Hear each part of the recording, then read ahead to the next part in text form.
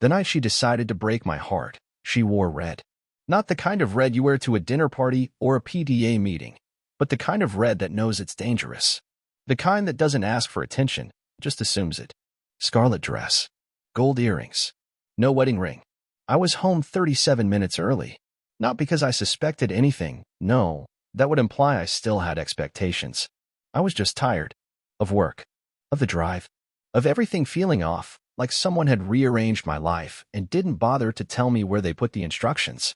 I walked in the front door and heard silence. The kind that hums in your ears, like the walls are holding their breath. And then, laughter. Not hers or his. Deep, smug, careless. A sound that had no business living in my house. The hallway smelled like her perfume and something newer. Muskio. I followed the scent like a man following a fire he didn't want to put out, just needed to see burn. She wasn't surprised to see me. That's what got me. She looked up from the kitchen island, wine glass in hand, red dress flowing, and said, "You're early." No apology. No panic. Just logistics. And him? He didn't even flinch. He leaned against the fridge like it was his. Like he'd been practicing that exact pose for weeks. I looked at him and thought, of course. He had that gym bro face you can find in bulk at any CrossFit joint and a voice 1 octave too proud of itself. I didn't need a name. I already knew what he was, the other plan.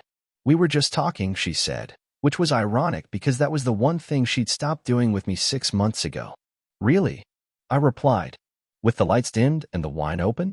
Very chatty setup. She sighed. Don't make this dramatic. There it was. The classic line from someone who'd already written the third act of their exit monologue. I glanced at her hand, still no ring, and then to his. He had a watch. Expensive. Hers? Mine. So I did what any self-respecting husband would do. I smiled. Don't worry, I said calmly. I won't make a scene. But you might want to rethink the lighting. It's a little hard to see the knife coming. She blinked. He shifted. I turned and walked out. In the driveway, I got into my car, hands shaking but controlled. That's the thing about betrayal, it doesn't erupt. It seeps. Like a cracked pipe behind drywall. You don't notice it until the whole wall buckles. I didn't go far. Just to the gas station down the road. Bought myself a black coffee, no cream, no sugar. I sipped it like it was medicine, staring at the tiny wedding photos still tucked in my wallet. Her smile in that picture? Manufactured. But her sister's? Genuine. Which brings me to Lila. Lila, the wild card. Lila, the one who always laughed too loud and never stayed quiet when things got ugly. She was the one person who didn't pretend my marriage was fine when it clearly wasn't. And that night, she called me.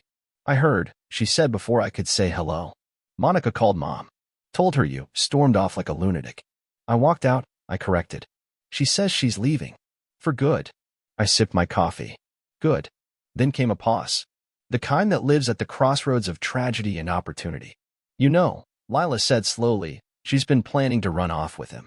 They booked a flight to Spain. Next Tuesday. I laughed. Not because it was funny, but because it confirmed what I already knew. This wasn't spontaneous. It was strategic. She didn't fall into his arms. She packed a bag and scheduled the betrayal. Guess I'll save her the Uber fare, I said. That was the night things shifted. That was the night I decided, if she was running away with her lover, I'd run away with her sister. So here's the thing about sleeping in your car outside a Lowe's parking lot. It gives you perspective. Nothing like sipping gas station coffee next to a pallet of mulch to make you reevaluate your life. I hadn't planned to call Lila again, but she called me twice. Then she texted. You okay? Also, I may have yelled at Monica. Just a little. I replied. Define a little. Her response? I said she has the emotional depth of a doormat. Is that too far? I stared at the screen for a good minute. Then I laughed. Out loud. First time in weeks. Maybe months. Lila always had that effect. She was sharp, messy, too honest, allergic to pretense. Monica once called her a beautiful liability, which I now realize was just projection. So when Lila showed up the next morning at the diner, hair in a messy bun, hoodie 2 sizes too big, no makeup, sunglasses still on indoors, I wasn't surprised. You look like a raccoon that teaches yoga, I said. She sipped her coffee. You look like a man who got hit by a truck made of memories. Fair. We didn't say much after that. Just sat in that squeaky booth, surrounded by the smell of eggs and bad decisions. But the silence between us wasn't awkward. It was familiar, like two people sitting on the edge of something without needing to name it. Then she said it. You know, she tried to talk me into lying for her? I looked up, back when it started. She said, if anyone asks, just say we were shopping that day. I asked her what she was shopping for. She said space. Lila shook her head. Can you believe that? Space. As if infidelity is a home decor project. Did you lie? I asked. She stared into her cup like it held the truth. I said I would, but I didn't. That's when she stopped talking to me. I nodded slowly. So, she added, leaning back, what's your plan? Plan. She smirked. Please. You're not the type to just disappear quietly. And that's when the idea began to take shape. See, she was right. I wasn't going to scream. I wasn't going to burn down the house or throw her clothes on the lawn. That's not my style. But I was going to leave her with something unforgettable. First step? Let her think she won. Second step? Take everything she didn't know she cared about. You're staying with me, Lila said, like it wasn't even up for debate. I'm not crashing at your place, I protested. She raised one eyebrow. You're not crashing. You're recovering. That's very different. I've got a guest room. I've got snacks. I've got Netflix. You're a man in ruins, and I'm practically FEMA. I opened my mouth to argue, but honestly, I was too tired. And weirdly, I trusted her more than anyone else. So that night, I moved into her guest room. And that's when things got interesting. Because Monica didn't just cheat. Oh no. She overplayed her hand. She left clues, she left receipts, and most of all, she left behind a sister who had no intention of being her cleanup crew. Lila had been quiet long enough. And me? I had just started planning the comeback. Moving in with Lila was supposed to be temporary. I told myself that every night as I brushed my teeth with a travel toothbrush in a bathroom that smelled like eucalyptus and sarcasm. I told myself that while sleeping on a mattress so firm it felt like the emotional support version of a courtroom bench. I even told myself that while eating leftover Thai food and watching Frasier reruns with her on mute because the laugh track is emotionally manipulative. But somewhere between day 2 and day 5, I stopped feeling like a guest. You know, Lila said one night while we were organizing her spice rack, don't ask. Monica always hated how quiet you were. Said it was like living with a man who was thinking 5 steps ahead. I chuckled. She wasn't wrong. She thought it made you boring, Lila added, then paused. I always thought it made you dangerous. That made me pause. There was something oddly comforting about her honesty, how she never sugar-coated things. Not like Monica, who could lace a lie in honey and smile while doing it. Lila? She offered the truth like black coffee, strong, bitter, and strangely addictive. Now, remember when I said Monica overplayed her hand? Yeah. Exhibit A arrived on day 6. I was in the kitchen stirring instant noodles like a bachelor Buddha when Lila walked in holding her phone like it was radioactive. Guess who just sent me a message, she said. I raised an eyebrow. Monica, she answered before I could guess. Apparently she's worried. Quote, have you seen him? He's not answering my texts. I think he's unstable. I laughed. Out loud. Almost spilled the noodles. Unstable. I repeated. She said she's concerned about your mental state. Wants me to check in on you, Lila said, scrolling. Oh. And she ended it with, if he's acting weird, call me before he does something drastic. I leaned against the counter and smiled. That's the move, I said. She's planting seeds. Wants to be the concerned wife if anything goes public. Probably already rehearsing tears for the mutual friends. Lila whistled. She's trying to make you the villain. No, I corrected. She's trying to make herself the victim. We both stood there, the air thick with implication. And then she asked it, the question I hadn't said out loud, not even to myself. What are you going to do? I stirred the noodles slowly. Well, I said, she's planning to disappear with a man who thinks abs are a personality trait. That's cute. Really? But I've decided if someone's going to disappear, it's going to be me. Lila squinted. Disappear where? Not literally. Figuratively. I want her to wonder. I want her to feel that itch in her brain at 2 a.m. The one that asks, did I miscalculate?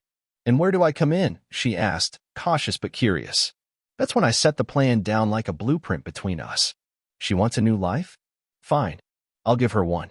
But first, I'm going to take the version of me she never really saw. The version that remembers everything, forgets nothing, and knows how to play the long game. Lila smiled, slow and wicked. I'm in, she said.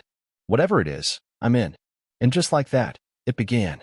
2 people with nothing left to lose, me, the discarded husband. Her, the overlooked sister. But not for long. We didn't run away overnight. That's not how you make an impression.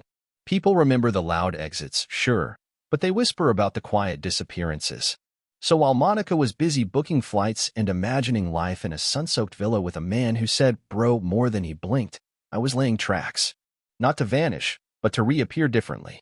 I didn't want to be forgotten. I wanted to be missed. And to do that, I had to let her feel safe first. She sent 3 texts in the first week, 2 voicemails the second. By week 3, she switched to email. The subject line? We need to talk like adults. Nothing good ever follows that sentence. It's what people say when they're hoping you've gone soft enough to negotiate with. I didn't reply. Lila read it over my shoulder and smirked. She's spiraling. She's rehearsing, I corrected. Same thing, she said, biting into an apple like it was the last word. The irony was, I wasn't angry anymore. I had passed anger days ago. What I felt now was architectural. Like I was watching a condemned house from a safe distance and sketching a better one right next door. We started spending more time together, me and Lila. Not in some cliché movie montage way. There were no romantic violins or candlelit dinners or shared milkshakes with 2 straws. No, this was quieter. Realer. She'd kick open my bedroom door holding takeout menus like they were classified files. Thai or Greek? Surprise me, I'd say. And she always did. At night, we'd sit on her balcony, blankets over our legs, tea in hand, the city breathing softly below, and talk about everything but Monica. Do you think people ever really know each other? She asked one night. I shrugged. They know the version that's presented. Most of the time, that's enough. Until it isn't. She looked down at her mug. I always thought you were boring, she said suddenly. I chuckled. That's fair. But you're not, she continued. You're just unbothered.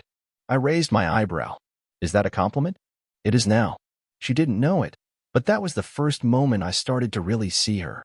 Not as Monica's sister. Not as the backup cast in my marriage's collapse. But as Lila, the woman who never flinched when things got ugly, who said what others only thought. She didn't pity me. That's what made the difference. Everyone else had that head-tilt sympathy, the how are you holding up tone, like I was a shattered vase they were afraid to touch. Lila? She tossed me the glue. Okay, she said a few days later, sliding her laptop across the table. It's time. Time for what? To ruin her life. Casually. Elegantly. She opened a spreadsheet color-coded, of course, with tabs labeled. Social narrative. Asset leverage. Exit strategy. Bonus moves. It looked like a PowerPoint for vengeance. You made a playbook? I asked, amused. She grinned. I watch a lot of true crime. We weren't going to torch Monica's life. That would be too quick. Too messy. We were going to redefine it. Let her think she upgraded, until she realized she'd traded gold for glitter. First step? Pull the financial thread. I had handled most of our money. Joint account access? Gone. Credit card limits reduced. Auto payments rerouted. I didn't leave her broke. I left her just confused enough to call her bank and say, that's weird. Next, the digital footprint. She hadn't changed her passwords. Rookie move. I didn't do anything illegal, didn't read private stuff. I just downloaded what was already mine. Photos. Vacation bookings. Emails where she called me emotionally flat. The works. I didn't confront her.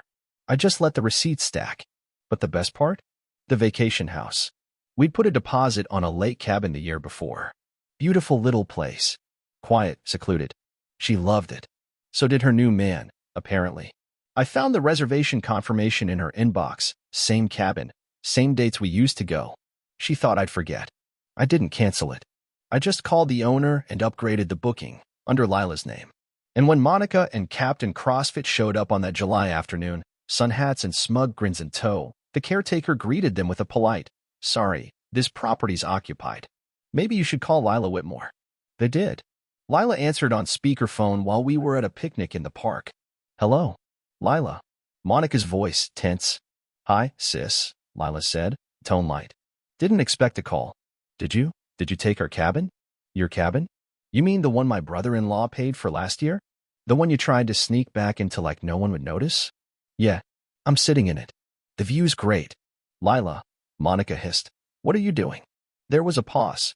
Then Lila's voice dropped, calm and cool and clear. Leveling the field. Click. We sat there for a moment, watching geese glide across the lake while Monica presumably fumed in some gravel parking lot with her duffel bag and her backup plan. That was cruel, I said. Lila shrugged. She deserves cruel. I didn't disagree. Later that night, I got a text from Monica. Just 2 words. You win. No punctuation. No emotion. Just that small, bitter concession. But I didn't reply. Because this wasn't a contest. She never lost me to Lila. She gave me away with both hands and didn't even flinch. All I did was finally accept the gift. You'd think after hijacking Monica's dream cabin and leaving her standing in a gravel driveway with her midlife mistake in tow, I'd feel something triumph, maybe. Regret, if I were a softer man. But what I felt was lighter. Not joyful. Not smug. Just unburdened. Like I'd been carrying her expectations like luggage I never packed, and someone finally gave me permission to drop it all on the curb. That night, back at Lila's, I made dinner. Actual dinner. From scratch. Chicken piccata, roasted vegetables, a salad so colorful it looked staged. Lila walked in, sniffed the air, and narrowed her eyes like I'd just revealed a secret second identity. Okay, she said, dropping her bag. Who are you, and what have you done with my emotionally imploding houseguest? I shrugged. Figured I'd cook before you got tired of pretending to like frozen dumplings. She smiled, slow and suspicious. You're okay. No, I said honestly, but I'm better than I've been in months. Because here's the thing about heartbreak. Once the break is clean and the bleeding stops, you realize how much time you spent bleeding internally without even knowing it. I wasn't in love with Monica anymore. Truthfully, I didn't know when I had stopped being in love with her. Maybe it was years ago.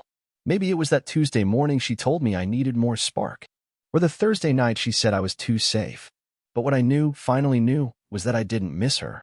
I missed who I thought she was. And that version? She'd been dead for a long time. Lila watched me as I plated the food. She looked like she wanted to say something but didn't. Instead, she poured us wine and we ate in silence. The kind of silence that feels like trust. Halfway through dinner, she said, "So what happens next?" "You mean, after dessert?" "I mean with you," she clarified. "What's your next move?" I pushed my fork around the plate for a second, then said, "I disappear." But not like she thinks. I don't just vanish, I upgrade. Quietly. Permanently. Lila tilted her head. Define upgrade. I looked her in the eye. I make sure she never gets to rewrite the story. Because that's what people like Monica do. They recast the narrative. Suddenly, I'd be the aloof husband, the emotionally unavailable drone who drove her into another man's arms. She'd feed it to her friends, her coworkers, maybe even her next therapist. And because I left quietly, they'd believe it. Not anymore. I started with a letter. Not for her, for the people who knew both of us. A clean, honest statement. No venom, no self-pity. Just the truth. We had a marriage full of effort, but not honesty. She found something or someone she believed was better. She left, and I wish her peace. But let's not pretend she stumbled. She sprinted. I never published it. I didn't need to. I sent it to one person, a friend we both shared. The type who can't keep a secret even if it were duct-taped shut.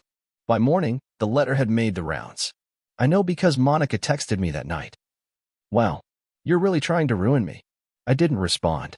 Instead, I turned off my phone and joined Lila on the porch. She handed me a mug of tea and didn't ask questions. We sat under a sky full of stars, the kind you forget exist when you've spent too long staring at fluorescent ceilings. "I think she's scared now," Lila said. "She should be," I said, "but not of me. She should be scared of living with the version of herself she built while no one was looking." Lila was quiet for a long time. Then she said, "You know, I used to think you were too quiet for her." I raised an eyebrow. "Thanks." She smiled. "Now I think she was too loud for you." And maybe that was the whole problem. Monica liked applause. She needed it. Every outfit, every career move, every staged Instagram moment. Her life was a performance. And I was just the guy behind the curtain working the spotlight. But Lila? She didn't need an audience. She just needed company. And as the days passed, that company turned into something steadier. We didn't rush it. There were no declarations, no dramatic kiss in the rain. It wasn't romantic comedy material. It was better.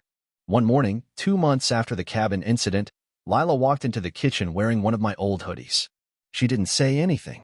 Just poured her coffee, sat down across from me, and gave me a look. "What?" I asked. "She called me," she said. "Last night." I waited. "She's furious." Said I violated the sister code. Said I was a traitor. And what did you say? Lila sipped her coffee. I said, you never had a sister code. You just had rules I wasn't allowed to question. Then she added, and I told her that if she ever talks to me like that again, she can keep your last name. I blinked. You told her we're? No, Lila interrupted. But I didn't deny it, either. I smiled into my mug. There it was. The real revenge. It wasn't the bank accounts or the cabin or the reputation she thought she could control. It was this. Right here. Two people who weren't supposed to end up in each other's corner. Two people she underestimated. And now? Now we were building something new quietly, without ceremony, but unmistakably real. Monica could run. She could lie. She could twist the story. But the thing about running? Eventually, you look back. And when she did, I wanted her to see me not broken, not bitter, not begging. Just gone. And better. You'd be surprised how easy it is to move on when the wreckage finally stops whispering your name. 2.5 months. That's how long it took for Monica to realize I wasn't circling back. Not to apologize, not to explain, not to give her a last shot at revisionist history. 3 months is when she started showing up. Not in person, of course. That would have required humility. And Monica didn't do humility. She did control, or more specifically, the illusion of it. And since she couldn't control me anymore, she started probing the edges. Testing the locks. Checking to see if the door she slammed shut had quietly swung back open on its own. It hadn't. I first noticed it in little things. A friend request from her cousin, who hadn't spoken to me in years. A LinkedIn message from one of her old coworkers asking if I was doing okay. And then, one afternoon, a delivery. No note. Just a box of my favorite coffee beans. Monica never drank coffee. She used to call it bean dirt, said it gave her anxiety.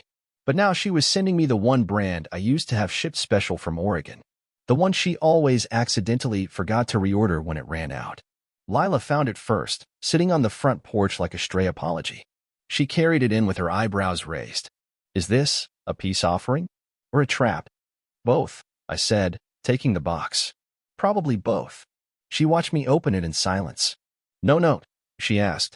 No need. She knows I'll know. Creepy, Lila muttered. Strategic, I corrected. She's trying to be the bigger person without ever having to admit she was the smaller one. I left the coffee on the counter. Didn't touch it. Didn't throw it out either. Just let it sit there, like an unclaimed lie. That same week, she texted Lila again. Not to argue this time. No accusations. No insults. Just one line. Hope you're both well. Lila showed it to me. I smiled. She's trying the high road now. Only because she ran out of shortcuts. And that's when it hit me, Monica wasn't trying to win me back. She was trying to reclaim her narrative. She didn't want me. She wanted the version of me that let her stay blameless. And I had buried that guy somewhere between heartbreak and the cabin porch. The next Saturday, Lila and I took a drive to the coast. Not for any grand reason, just to get out of town. The ocean was gray and restless, the way it always is in early spring. We sat on the hood of her car, passing a bag of sunflower seeds back and forth, spitting shells into the wind like teenagers. You ever think about going back? She asked suddenly. I didn't need clarification. To Monica? I said. No, she smiled. To who you were before all this. I stared out at the water for a long time. Sometimes, I admitted, but only for a second. Then I remember how invisible I felt. Like I was furniture with a heartbeat. She nodded. I used to think I wasn't enough, Lila said. You know, the younger sister. The loud one. The mess. Monica always had this polished thing going on, like she glowed a little in the dark. You glow too, I said. She rolled her eyes. No, I mean it, I added. You just don't do it for other people. You do it for yourself. And that's rare. She looked away, but not before I saw her cheeks redden. We didn't talk much after that. Just watched the waves break themselves against the shore, over and over, like they were still trying to figure out how to land gently. That night, back at the house, there was a knock at the door. We weren't expecting anyone. Lila froze mid-sip of tea. I looked at the clock. 9:47 p.m. Too late for deliveries. Too early for a mistake. I opened the door slowly. It wasn't Monica. It was her fiancé. Well, former fiancé, judging by the crumpled expression and the fact that he wasn't wearing a shirt under his jacket. That, or he'd lost a bet with his reflection. Hey, he said, awkwardly. Hey, I replied, not moving. He scratched the back of his neck. This is weird. I know. Yep. She told me everything. Did she? I said. He nodded. And then she told me none of it was her fault. That it was all you. That you were cold, distant, emotionally numb. That Lila seduced you. I raised an eyebrow. Creative. Yeah, he said. That's when I figured out she's probably said the same things about me. Just flipped the characters. I didn't invite him in. Didn't offer a seat. He didn't ask for one either. I just came to say thank you, he said. That threw me. For what? For getting out. So I could see her before I was in too deep. He shoved his hands in his jacket pockets. She called me a placeholder last week, he said. Not to my face. I overheard it on a call with her mom.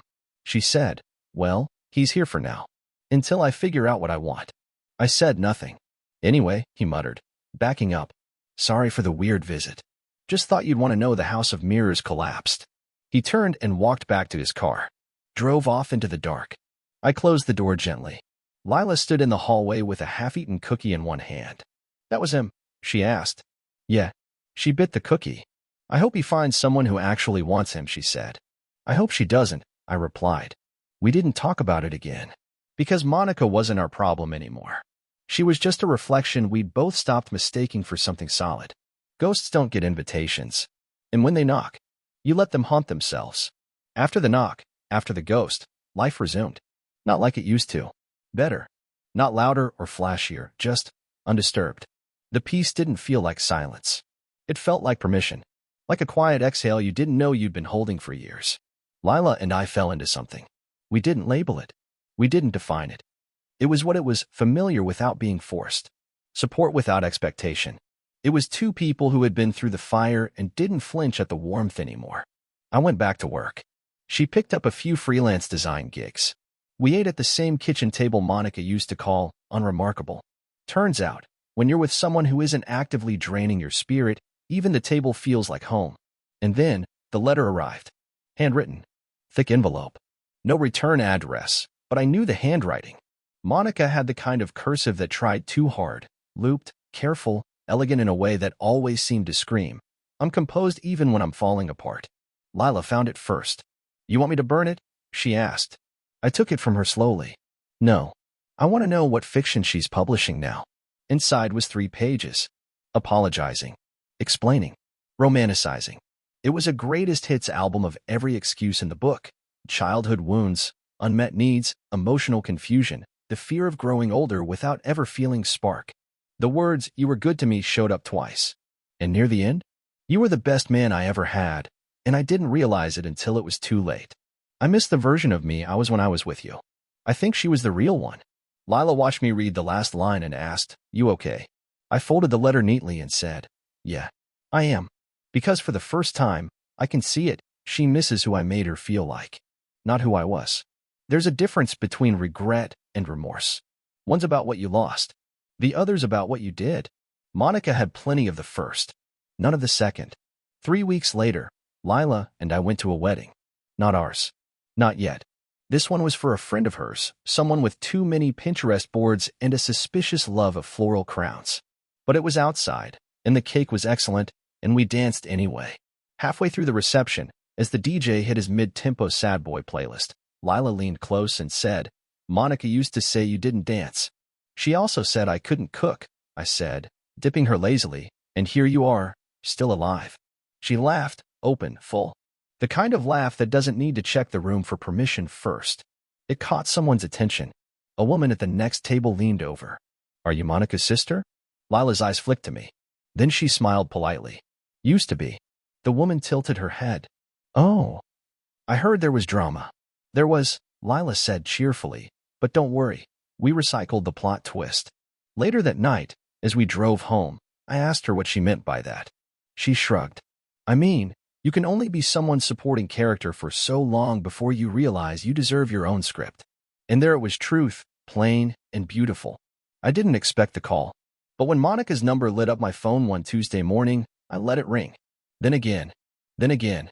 On the 4th try, I answered, not out of curiosity. Just closure. Hey, she said, voice quieter than I remembered. Hey, I know I'm the last person you want to hear from. You're not wrong. She sighed. I needed to ask something. Not about us. Not really. Then go ahead. I'm selling the house. There it was. She said it like it was nothing, like that house hadn't been the setting for everything, holidays, arguments, memories we stopped revisiting years ago. Okay, I said. There's a box in the attic. It's yours. You should get it. I don't need anything from that house. It's not from the house, she said. It's from your dad. That stopped me cold. My dad. Letters. From before he passed. I found them years ago. Didn't know what to do with them, and then I forgot. I thought they'd get thrown out. I said nothing for a long time. Finally, you held onto them? I didn't deserve to, she said. But I did. And in that moment, just for a flicker, I saw the person she might have been, had everything gone differently. Lila drove me to the house. We didn't go in together. She waited in the car while I walked through a house that didn't echo anymore. Monica stood in the doorway. She looked older. Not aged, just less polished. Like a statue that finally stopped sanding the edges. The attic was musty, and the box was smaller than I imagined. Inside were 5 letters. All from my dad. All written during the last few years of his life. Most were advice, some were memories. But the last one? The last one simply said, I hope whoever you become, it's someone who knows when to let go. That's the hardest thing a man ever does. But it's also the kindest. I took the letters. I thanked her. And before I turned to leave, she asked, Are you happy? It wasn't bitter. It wasn't even jealous. It was honest. I looked her in the eye. Yes, I said, but not in the way you think. Not with noise. Not with revenge. I'm just not waiting anymore. She nodded. Once. That was it. No dramatic finale. No violent swell. Just 2 people who once built a life and then tore it down from the inside. Now standing among the ruins with nothing left to fight for. I walked back to the car, box in hand, and Lila was already opening the passenger door. You good? She asked. Better than I've ever been. And as we drove away from the house where it all ended, she reached over and took my hand. Not because I needed saving, but because she wanted to hold something real.